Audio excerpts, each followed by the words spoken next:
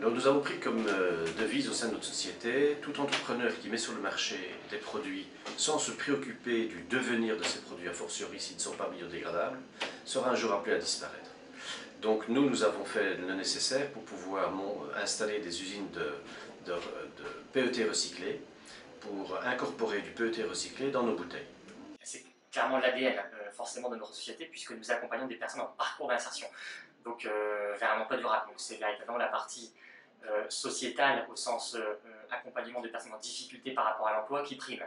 Nous avons aussi dans nos différentes filiales des activités par exemple de maraîchage biologique qui font que la RSE là elle prend tout son sens aussi au travers du développement durable. L'art de conjuguer le commerce avec son environnement, aider ses clients à mieux consommer, mieux tenir compte des contraintes.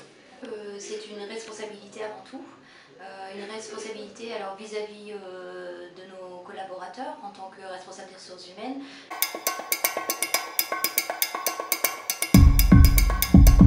Chez Vitamine T, la RSE elle est citoyenne et elle est durable. Donc, la RSE chez Cristalline, c'est une prise de conscience de chaque collaborateur, et en particulier ceux qui fabriquent les bouteilles, d'incorporer dans leurs bouteilles, dans leur PET, du PET recyclé pour fabriquer donc les bouteilles. L'objet même de la bouquinerie, c'est d'aider les gens à recycler leurs livres pour les transformer en emplois solidaires. Je parlerai de responsabilité et de bon sens.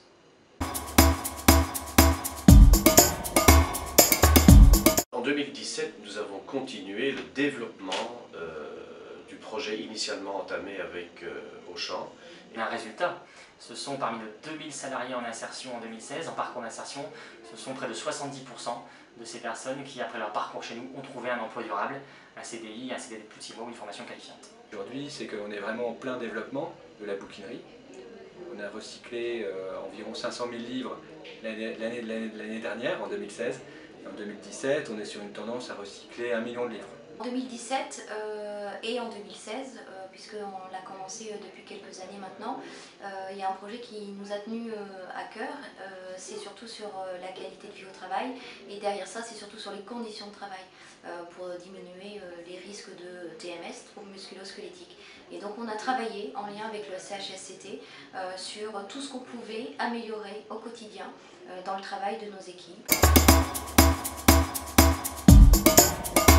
Utiliser les feuilles à 2 fois, ne jamais jeter des feuilles qui peuvent être utilisées en tant que papier de brouillon, compresser les bouteilles et les recycler. C'est plutôt de consommer moins d'emballage. C'est déguster des produits bio ou des saisons par exemple. C'est ma proximité et l'écoute de mes collaborateurs.